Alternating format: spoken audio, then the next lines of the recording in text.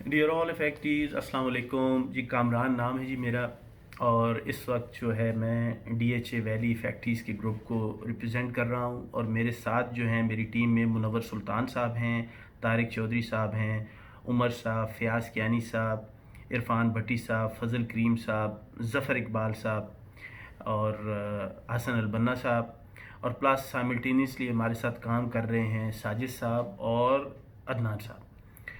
ये हमारे बड़े पुराने साथी हैं, ये इनमें से कुछ साथी हमारे नए हैं।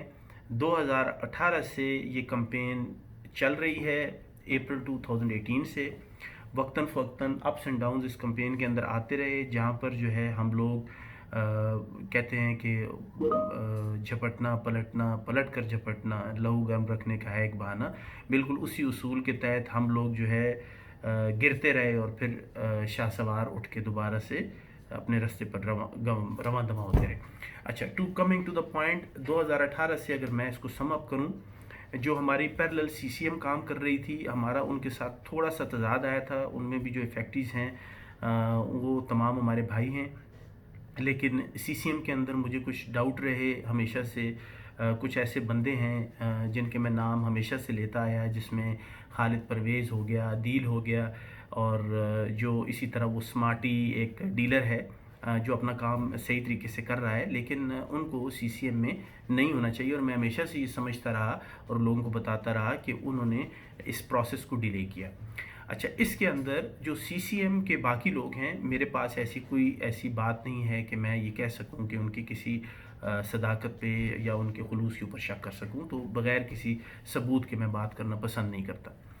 बहरहाल, अभी कमिंग टू द पॉइंट, 2018 से जब ये कैंपेन स्टार्ट हुई, तो उस वक्त जब अगस्त के अंदर प्रोटेस्ट हुआ, तो उसके अंदर ये बात तय हुई कि 25 दिसंबर को हम डेवलप प्लॉट हैंड ओवर करेंगे टू द फैक्ट्रीज़। उसके प्रोसेस में क्योंकि मेरा मलिक रियाज साहब से वास्ता पड़ चुका था, और उनकी मैं गार्डन सिटी जिसको कहते हैं सीरीन सिटी की वजह से उसका मैं CCM का मेंबर था, और हम लोगों ने अल्हम्दुलिल्लाह वो सक्सेसफुली अपना टारगेट अचीव किया था।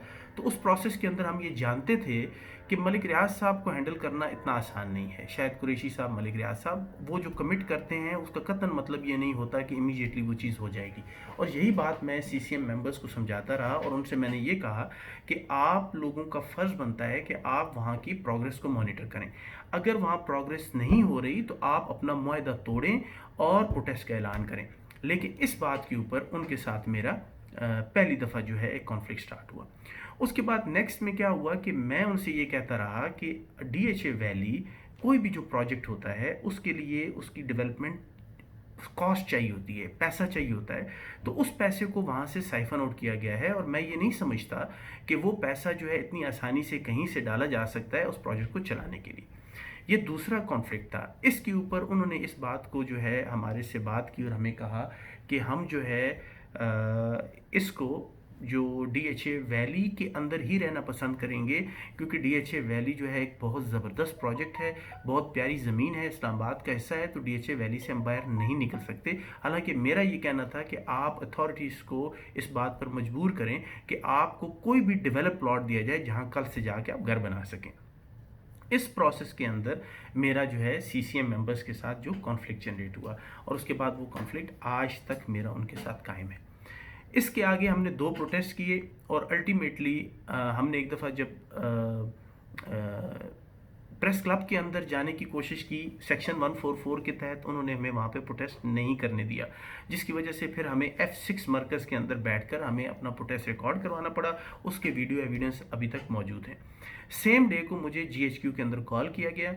उस GHQ की कॉल के अंदर मेरी जो मुलाकात हुई सबसे पहले वो हुई जनरल आसिफ गफूर साहब से।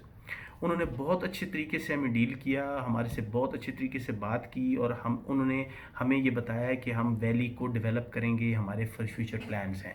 लेकिन मैंने उनसे सिंपल सी बात बोली, मैंने उनसे ये कहा कि DHA वैली को डेवलप करने के लिए आप फंड्स कहाँ से अरेंज करेंगे?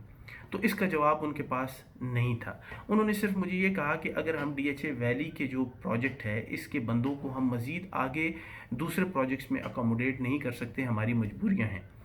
लेकिन میرا سٹانس وہاں پر بھی قائم تھا، اور وہی مطلب تھا کہ ہمارے لوگوں کو مزید آپ ڈیلے مت کریں، ہمارے لوگوں کو کہیں کسی بھی ڈیولپ پروجیکٹ کے اندر آپ اکوموڈیٹ کر دیں۔ انہوں نے مجھے وہاں سے ریفر کر دیا ٹو DG WR جنرل شاہ صاحب کے پاس۔ جب میں وہاں ان سے ملا تو سیم سٹانس میرا رہا، اور اس سٹانس کے اوپر جس کے اوپر میں آج بھی قائم ہوں کہ ہمارے لوگوں کو، ہمارے فیکٹریز کو ڈیولپ پلاٹ دیا جائے کہیں پر بھی۔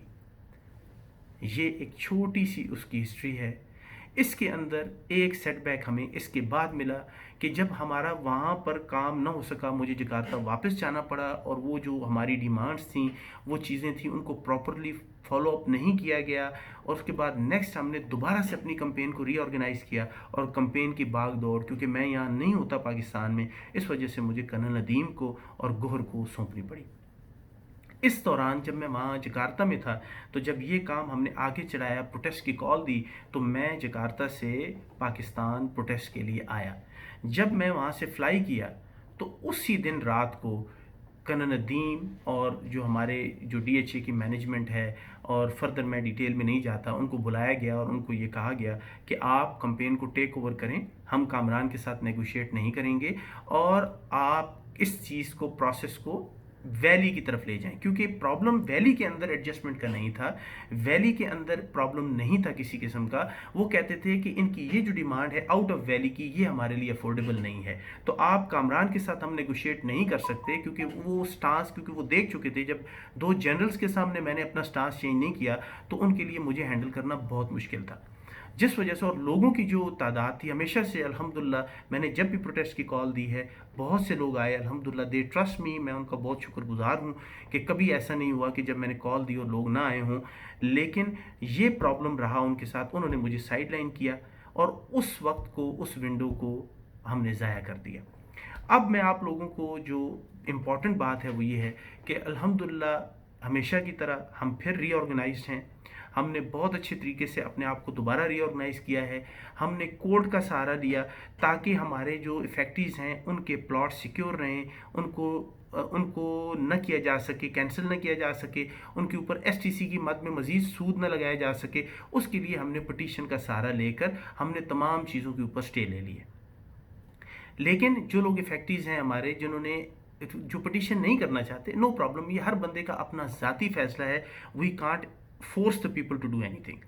تو اس کے اندر اب ہم جو نیکسٹ ہمارا فیز ہے، اور وہ ہم نے پٹیشن کیوں کیا، میں نے آپ کو ریزن بتا دیا، پلس ہم چاہتے ہیں کہ اگر فار ایگزامپل ہمارا DHA ہماری بات سننے کے لیے تیار نہیں ہے تو ہم کورٹ کے سہارا لے کر ہم ان سے اپنی بات منوائیں، کیونکہ ہمارا جو پریویس ایکسپیرینس ہے، جتنے بھی لوگوں نے معاہدے کیے اب تک ملک ریاض کے ساتھ یا DHA کے ساتھ، کیونکہ DHA نے ہمیشہ ڈائیورٹ کیا ملک ریاض کی طرف، تو ان معاہدوں کے نیچے لکھا ہوتا تھا کہ they are not admissible in the court of law. تو جب ایک معاہدے کے نیچے آپ لکھتے ہیں کہ اس کو کورٹ کے اندر نہیں لے جایا جا سکتا، تو وہیں سے آپ کی کریڈیبلٹی ختم ہو جاتی ہے اس معاہدے کی۔ تو پھر ہم نے مجبور ہو گیا اس بات کے اوپر کہ کیوں نہ ہم جو ہے کورٹ کا آسرا لے کر ہم ان لوگوں کے ساتھ ان کو ٹیبل پر لا سکیں۔ اب آپ لوگوں سے یہ گزارش ہے کہ آپ لوگوں کی اس یونٹی کی وجہ سے، آپ لوگوں کے اس طریقے سے کام کرنے کی وجہ سے، الحمدللہ ٹویٹر کے اوپر کمپین چلانے کی وجہ سے، وہ تمام جو مردہ جو ایوان تھے ان کے اندر جان آئی ہے۔ آپ لوگوں کے اتفاق کی وجہ سے، آپ لوگوں کے ایکٹیو ہونے کی وجہ سے دوبارہ سے they are seriously thinking about resolution. اب وہ جو بات ہے وہ انشاءاللہ میں آپ کو نیکسٹ اس ویڈیو کلپ کے اندر بتاؤں گا کہ آپ لوگوں کی اس کاوش کا کیا نتیجہ نکلا ہے اور ابھی کیا کرنا ہے۔ اس کے بارے میں میرے بھائیوں یاد رہے، it is a PPNP, it's not Pakistan People's Party, it's our strategy of the factory group: petition, protest and press conference۔ یہ تمام چیزیں ایک ساتھ چلیں گی تو نتیجہ نکلے گا۔ آپ تمام لوگوں کو میں پھر یہ کہوں گا کہ پلیز صحیح اور غلط، اچھے اور برے میں تمیز کرنا سیکھیے۔ آپ لوگوں کو اس ٹائم تک 2018 سے لے کے اب تک یہ کلیئر ہو جانا چاہیے کہ کون آدمی کیا ہے، کس کی کیا کریڈیبلٹی ہے، کس نے لوگوں کو ٹرک کی بتی کے پیچھے لگایا اور کس بندے نے ان کو سیدھا رستہ دکھایا، یہ ڈیسائیڈ کرنا آپ کا کام ہے۔ اور اگر 2018 سے لے کر آج تک آپ یہ نہیں سمجھ پائے تو پھر آپ کا اللہ ہی حافظ ہے۔ تو فی امان اللہ، خوش رہیں، آباد رہیں۔